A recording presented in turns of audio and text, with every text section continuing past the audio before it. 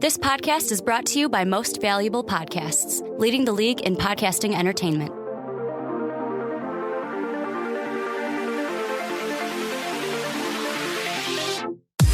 Welcome in, my friends, to another exciting episode of Behind the Pen. My name is Mike Rankin, and I will be your host. And today I am joined by two of the founding members of Most Valuable Podcast. I'm not a founding member. That's okay. Sean, you're a very, very popular guy on this station. Your name, Sean Anderson. Your name, Ricky Widmer, if you haven't noticed. What's up, guys? He's everywhere. Sean, host of what?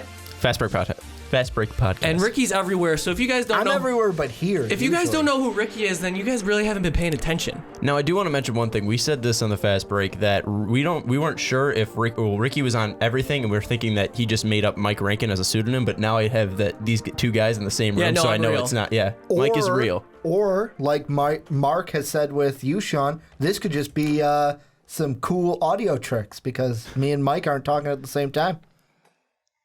Say something.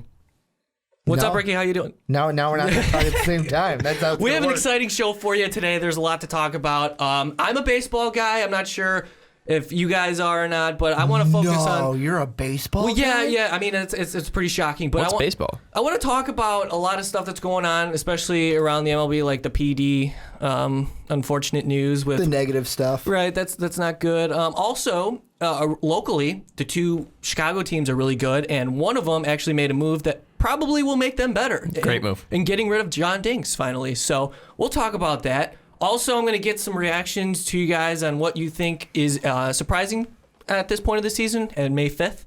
And then, of course, Behind the Pen, I'm a Chicago Bears fan. We do this out of Chicago. We have to talk about Chicago Bears football every single podcast.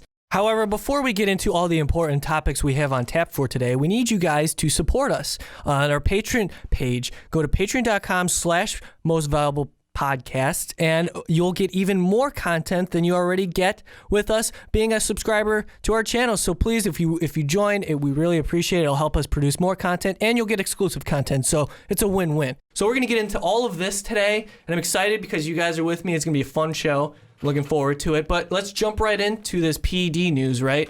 So, PEDs have plagued Major League Baseball since the early mid-90s all the way up until today. Just in 2001 or whatever, it really, you had Mark McGwire breaking home run records and Sammy Sosa hitting like 60. And then, of course, these guys are busted. Kind of took a little bit of a sidestep a little bit and kind of went away. But recently, 80-game suspensions are coming out. They're trying to be more enforceful of this. And guys like Abraham Almonte going into the season, he's out for 80 games with the Cleveland Indians, young player. Henry Mejia. Remember? He's been popped a while, though. He's three times. Yeah. And now he's got a lifetime ban, and he was a really good reliever. Mm-hmm. But now he's gone forever. Probably because of PEDs. Sure. They are performance-enhancing drugs, so very, very fair to say. Self-explanatory. But what really hit the baseball world was the Dee Gordon news. Now, Dee Gordon got popped with 80 games, suspended immediately with these PED uses, and it just kind of hurt me as a baseball fan because I really like Dee Gordon. I love his game. Well, it wasn't just that. It was also, I think, as like a community in baseball, we were kind of feeling like, okay, we're turning the corner now. Yes, we have these 80-game suspensions, but we're going to start turning the corner to get away from these kind of suspensions and using these kind of performance-enhancing drugs. And then in this season, boom, here's Dee Gordon, a guy who came on the scene last year, 80-game suspension. And now it's kind of like, we didn't really appreciate hitting when it was actually happening. Like, it was the best part of baseball was, all these home runs going on.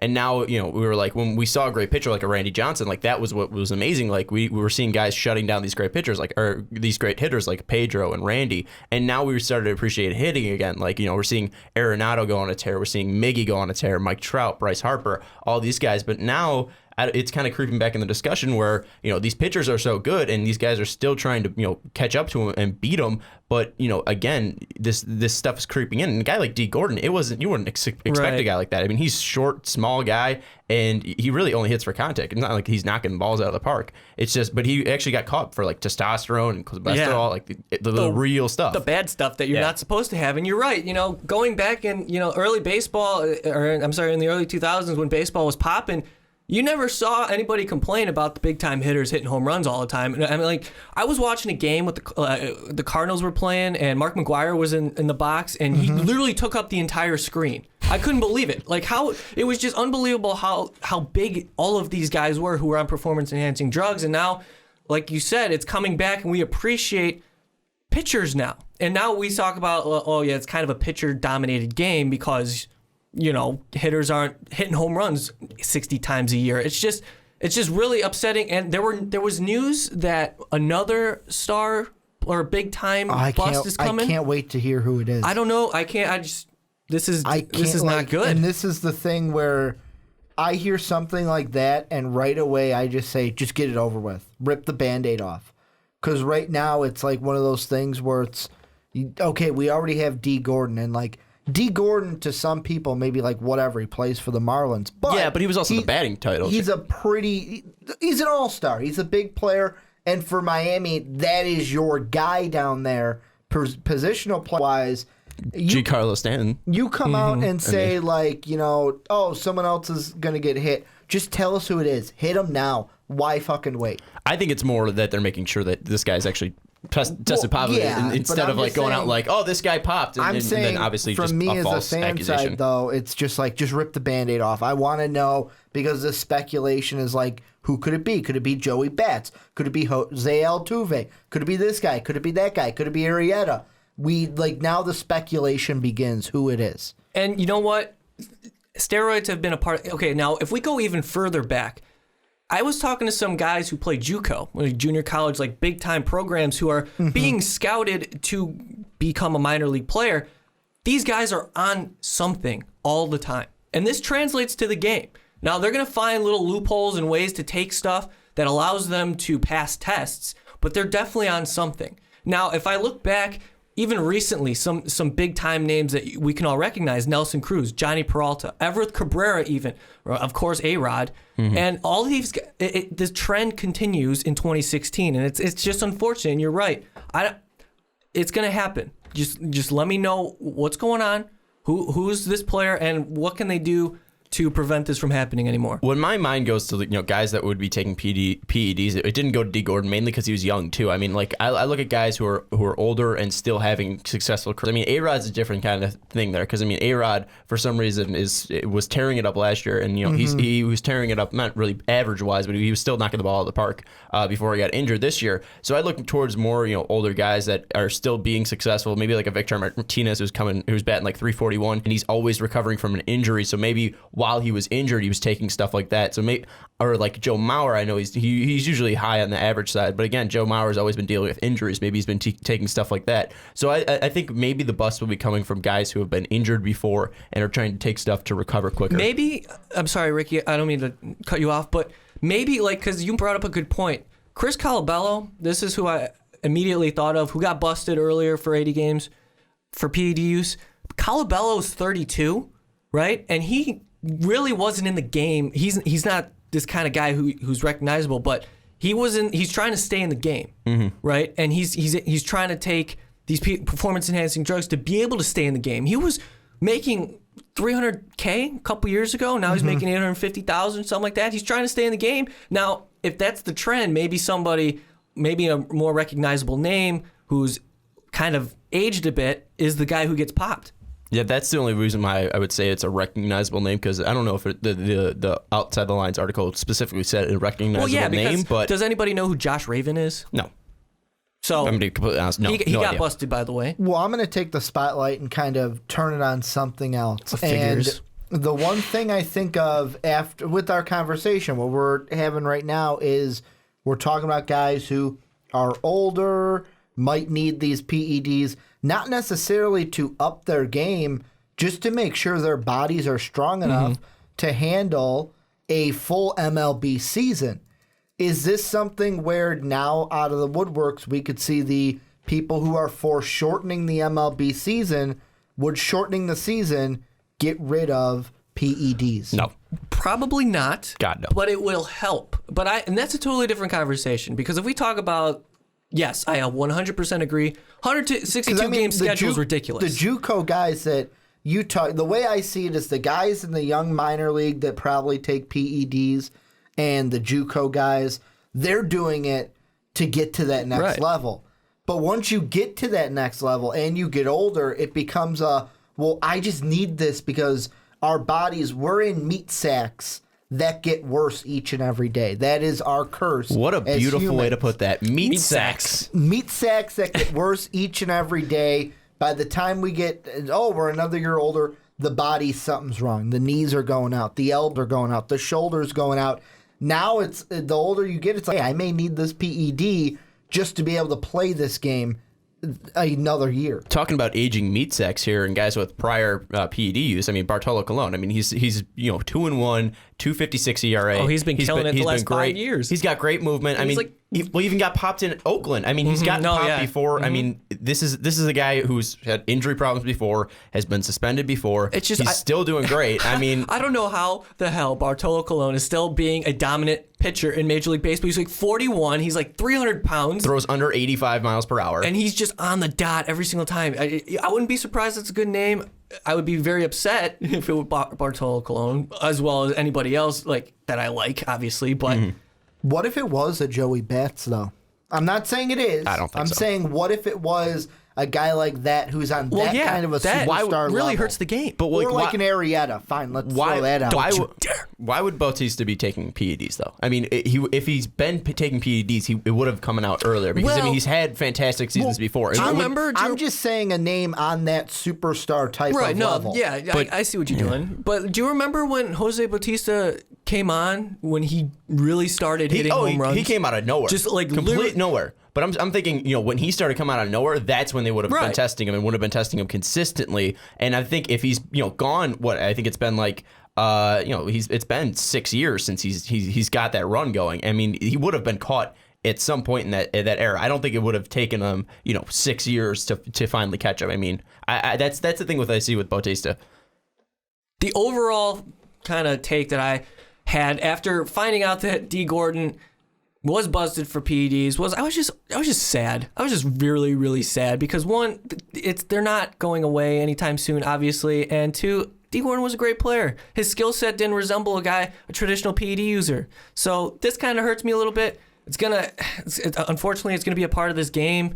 But I will say it's a part of every sport, though. I mean, it doesn't escape fighting. It doesn't escape, NBA. It doesn't escape NFL. Everyone's looking for an advantage. You look at the NBA. Look at what Kobe was doing late in his career, going over to Germany. Him and I want to say Dirk too. Go over to Germany, get the knee injections because it's legal over there. So, and then I come back and I'm good to play for another year. You look at the MLB and it's always associated with tainted PED users. Now, just to end this conversation, I just want to ask you real quick because we could go on for hours with this question. But would you vote Barry Bonds into the Hall of Fame? I would, just because he meant so much to that era, and he did so much even before the PED uses. I mean, you could see this guy balloon up. I mean, in his Pirates days, he was still one of the best players. It was obvious, yeah. Yeah, he was still one of the best players in the MLB. But once he got to the Giants and his career was winding down, then you could see the balloon. Head grew like 3 sizes. Yeah, what if it was Mike Trout?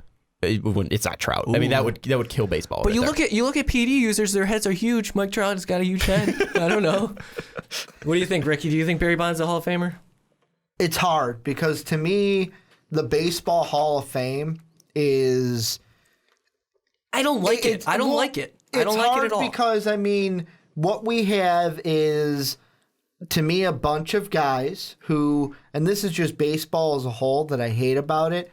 Baseball is like the old guy who doesn't want to change, where you have all these, the written rules of baseball, and you got to do this, you got to do that. Where you look at the NBA, for example, they're changing with the times. They're getting young, staying cool and hip with the new fans that are coming in.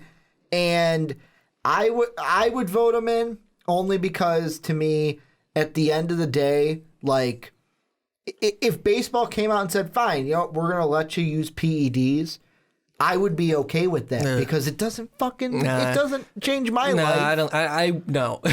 Well, I would definitely I'm not cool with people using PEDs. I definitely would not want the game to be tainted with all of these guys using PEDs because that would just be a mess. Do I want that to happen? No. It won't. But there is some kind of a line where I think of the Daniel Tosh joke where he goes, Let them use them. I want my athletes bigger, stronger, crazy, and doing all these sorts of things. No. I don't care if they do that, and it's their stupid choice. If you look at Barry Bonds' career, I mean, he had in 90, 91, 92, 90, 91, 92, where before he was on PEDs, he won two MVPs, and then in 91 he was second in MVP voting. I mean, he was fantastic before all this usage, and I think that it shows that Barry Bonds would have been great, and he was fantastic even before this use. What do you want, Ricky? Last thing I want to mention about the Dee Gordon before we put a nice bow on this. Okay. Looking back from his 2014 to 15 season, since now we know he used PEDs last season, it's funny now to see his slugging percentage went from a 378 to a 418, on base percentage a 704 to a 777, and his wins above replacement a 2.4 to a staggering 4.9. I'm sorry, did you say, what was the OBP again? His OPS. Oh, okay, the OPS, yeah. Well, yeah. His OBS was a 959 to a 959 from a 326. Well, 359. with Dee Gordon, his skill set allows him to get on base because of his speed, and then you're gonna get he'll stretch doubles with his speed that way. But yeah, to end this conversation, I would vote Barry Bonds into the Hall of Fame. Absolutely would. Now, other PED users, maybe like Roger Clemens, Sammy Sosa, I don't know. But it would make me a hypocrite if I voted no for them.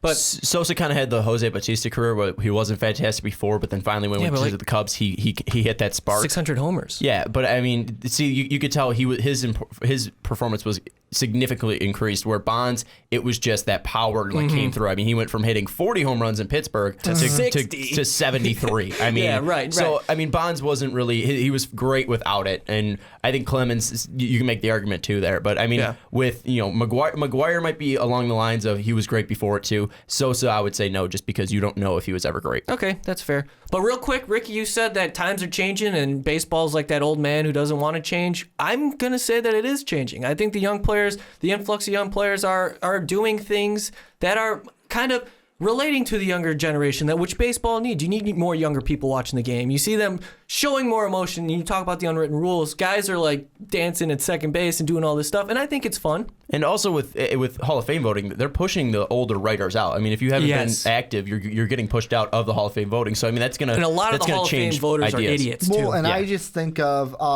what was it, Dan Lebitard, who got his vote taken away because he said, "This is a joke. I'm just going to sell it. Who do you guys want me to vote for?" Yeah, see, that's how it is. This is a joke. Who do you want me to vote for? Yeah. And they said you can't vote So we talked anymore. a little Hall of Fame voting overall. I mean, I wasn't really expecting to talk about it, but it's good conversation. And this PED stuff is unfortunate, but it's part of the game now. But